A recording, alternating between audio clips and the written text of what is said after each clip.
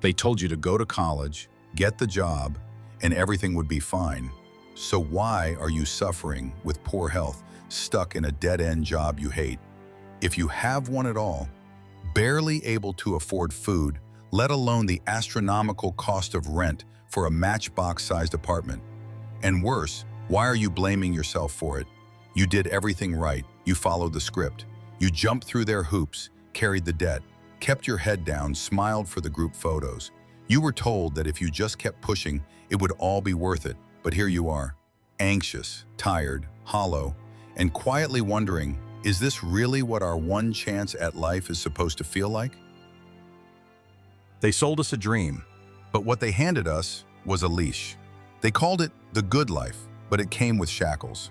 Shackles made of student debt, of 9-to-5 obedience, of social comparison, and digital sedation. This wasn't freedom, this was a mousetrap with Wi-Fi.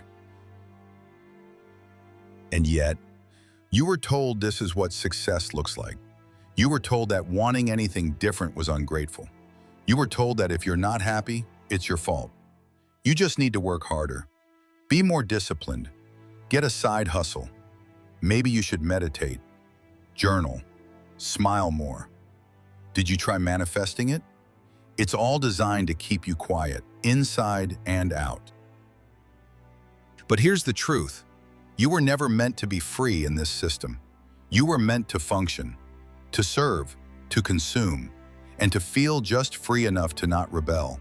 The old chains were made of iron. Today's chains are invisible, and that makes them far more dangerous.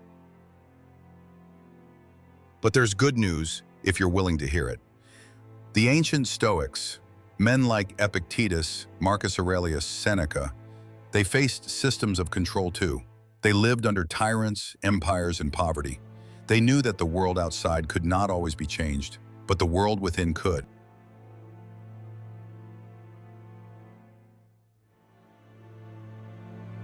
The lie they sold us?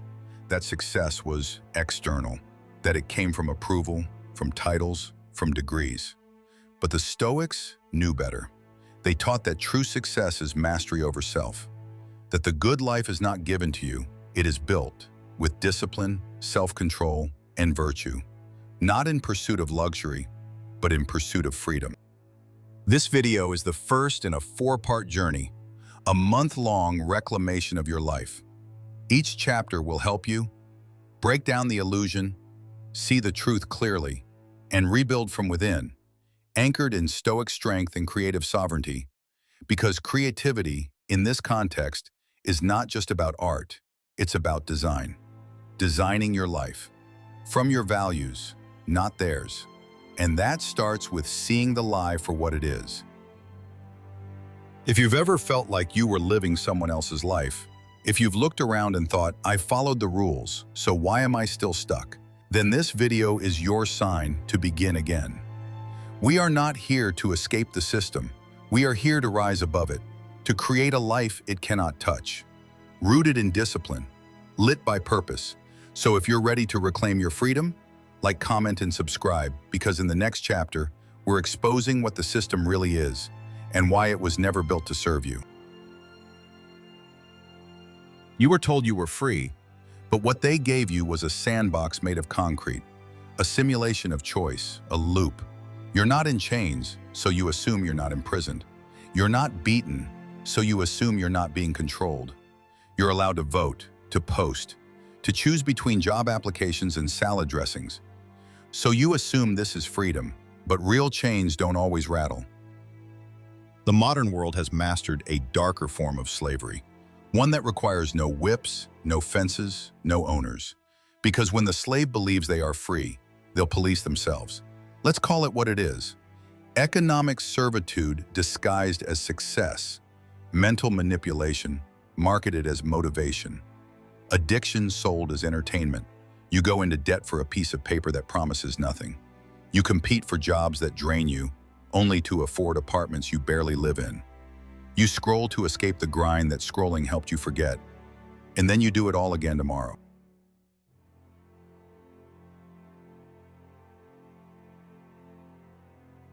The system doesn't need to punish you anymore. It just needs to distract you. to exhaust you, to give you just enough dopamine, just enough status, just enough comfort to keep you docile. And here's the genius of it all. They've trained you to blame yourself for your suffering. If you're broke, you must be lazy. If you're unhappy, you're ungrateful. If you're overwhelmed, it's because you didn't journal this morning. So instead of revolting, you retreat. The Stoics saw this coming long before social media, student loans, or corporate cubicles.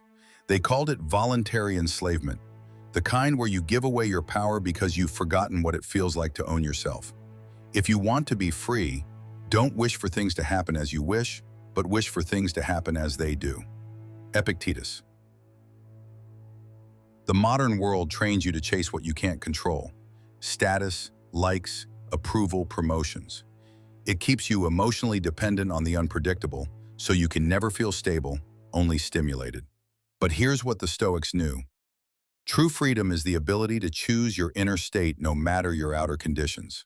Not because it's easy, but because it's the only thing no one can take from you. And that brings us to week 1 of your month-long transformation, detox from illusion. Your job this week is simple but not easy. Track every lie you've unconsciously accepted. I need to be successful to be loved. If I'm not productive, I'm worthless. If I rest, I fall behind. The system will reward me if I obey. Write them down, all of them, then burn them. Literally if you have to, because before you can build a free life, you have to dismantle the one they handed you. If you're starting to feel the weight of these truths, good. That discomfort you're feeling, it means you're waking up. And if this video has already stirred something in you, hit like, comment your thoughts, and subscribe. Because in the next chapter, we'll go deeper. We'll talk about how Stoicism isn't passive. It's not about being calm while you're being crushed. It's about developing the kind of unshakable inner rebellion that no system can touch. We're just getting started. They told you freedom was out there. A career, a degree, a dream home, a passport full of stamps. But every time you chased it, it moved the goalpost. And now you're starting to see it. Freedom was never something they could give you, because freedom has always been something you must become. The Stoics understood this better than anyone. They weren't philosophers of luxury. They were warriors of the soul. Many were exiled, imprisoned, enslaved, and yet they walked through life untouched because they knew what the world still hasn't learned. You may fetter my leg, but not even Zeus himself can fetter my will. Epictetus. That's not a metaphor. That's not a bumper sticker. That is the code. The system can own your labor. It can tax your time. But if it cannot shape your mind, you are not its prisoner. And here's the part they don't teach in schools. You don't fight a rigged system with slogans. You fight it by becoming a person it cannot control. A person who cannot be bribed by praise or broken by fear. A person who doesn't need approval to act or permission to rest. You fight it by taking your attention back, your energy back, your life back, not with rage, but with discipline. Because here's the secret. Freedom is not comfort. Freedom is control, not over others, over yourself, over your emotions when they try to hijack you, over your desires when they try to distract you, over your impulses when they try to sell you escape instead of truth. This is where the rebellion begins, not out there, but in here. In the quiet moments when you refuse to scroll away your soul, when you choose to feel the discomfort instead of avoid it, when you say no to what weakens you and yes to what strengthens you, even if no one else claps. It is not that we have a short time to live, but that we waste a lot of it. Seneca. And that's what this week is about, not just noticing the trap, but training the part of you that can walk right out of it. Week 2, train the rebel within. Your mission this week is to practice response over reaction. Every time life pushes you, pause. Don't flinch, don't flee. Choose your action on purpose. Someone cuts you off? Breathe. A notification tempts you? Wait. A thought drags you into fear? Watch it, but don't obey it. This is how rebels are made. Not in crowds, not in chaos, but in the stillness between impulse and intention. If this is resonating, if something in you is waking up, like, comment, and subscribe right now. Because in the next chapter, we go even deeper. We'll talk about what it means to live a life the system can't touch. A life that's not built for applause, but for peace. Not designed by algorithms, but created by you. Brick by brick, choice by choice. This is your moment to stop waiting, to stop obeying, to become free on your own terms. Let's keep going. By now you've seen it clearly. The system is a mirage. A house of mirrors built to keep you chasing reflections of success, never letting you stop long enough to ask if any of it is real. And the moment you stop chasing, the moment you get still, get honest, get disciplined, you become dangerous. Because now you can create. Not consume, not conform, create. That's the final rebellion. They trained you to be a user, a follower, a piece of the machine, but you were never meant to fit in. You were meant to build out, and the Stoics knew this too. They didn't just preach calm and chaos, they modeled a life of deliberate authorship. Marcus Aurelius didn't just rule Rome, he wrote meditations in the quiet before battle. Seneca didn't just teach virtue, he practiced it as his life was being stolen from him. Epictetus didn't just talk freedom, he lived it, even in chains. What they left behind wasn't just wisdom, it was a blueprint for liberation. Because once you realize your mind is your kingdom, you stop begging for scraps from broken systems. You stop asking for validation. You stop outsourcing meaning. You stop trying to win a rigged game and start building your own world, rooted in values they can't sell you. This is what it means to live the creative life. Not painting pretty pictures or writing poetry, though you can, but designing your days with intent, using your time like currency, choosing discomfort over comfort, silence over noise, action over approval. Don't explain your philosophy, embody it. Epictetus. The world will try to pull you back. It always does. That's the test. But you're no longer asleep. You've woken up to your own power. You've seen the bars of the invisible cage, and now it's time to walk out of it. This week, don't just resist, replace. Take 1 hour you would have spent scrolling and create something. A plan, a project, a ritual. Take one relationship that drains you and set a boundary.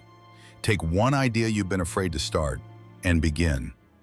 So here, this isn't about doing more, it's about doing what matters. And what matters is becoming the kind of person who builds their life instead of enduring it. If you've made it this far, you already know, this world won't hand you the life you deserve, but you don't need it to, because you were born to create it. So like, comment, and subscribe, and stay with us, because this is just the beginning. In the next video, we'll enter week 4, living untouched, how to sustain your sovereignty in a world designed to shake it, how to protect your energy like a fortress, how to move through life calm, clear, and unshakable. You're not broken, you were just following a broken map. Now it's time to draw your own. Man is not worried by real problems so much as by his imagined anxieties about real problems. Epictetus. There is a silence that isn't weakness, it's strength no longer needing to prove itself. There is a stillness that isn't passive, it's the stability of someone who has nothing to chase because they've already come home to themselves. This is where we arrive, not with a bang, but with a breath. You've questioned the system, you've broken the chains, you've created a new blueprint. Now comes the final challenge. Don't go back to sleep. Because the world will try, it will call you back into the noise. It will tempt you with convenience, distraction, and shiny things. Not to destroy you, but to make you forget. If you are pained by any external thing, it is not this thing that disturbs you, but your own judgment about it. Marcus Aurelius. This is week 4. Live untouched. It's not about isolation, it's about unshakability. The kind of self-command that doesn't break when life gets heavy. The kind of mind that stays steady when others panic. The kind of soul that doesn't ask for approval before choosing peace. This week, you're not doing more. You're protecting what you built. Return to your values daily, not as a task, but as armor. Notice when the world tries to pull you out of yourself, not to fight it, but to smile at it. You've already chosen differently. Practice the pause, the breath, the recentering, because that's what makes you free now. Not your calendar, not your bank account, but your ability to return to who you are, no matter what chaos surrounds you. He who is brave is free. Seneca. To be brave enough to say no, to be brave enough to stop running, to be brave enough to let the world spin while you stay still. That is the final stage. And if you can hold on to this, even just a little, then you have something most people will never find. A life that the system can't touch, not because you escaped it, but because you transcended it. If this 4-week journey has spoken to something deep inside you, don't let that voice fade. Like this video, comment what landed, subscribe to stay awake, because more is coming. In next week's episode, we'll explore how to build real momentum, not through hype, but through a disciplined, creative life that reflects your soul. You are not a product. You are not a cog. You are not lost. You are the creator. And this is your life.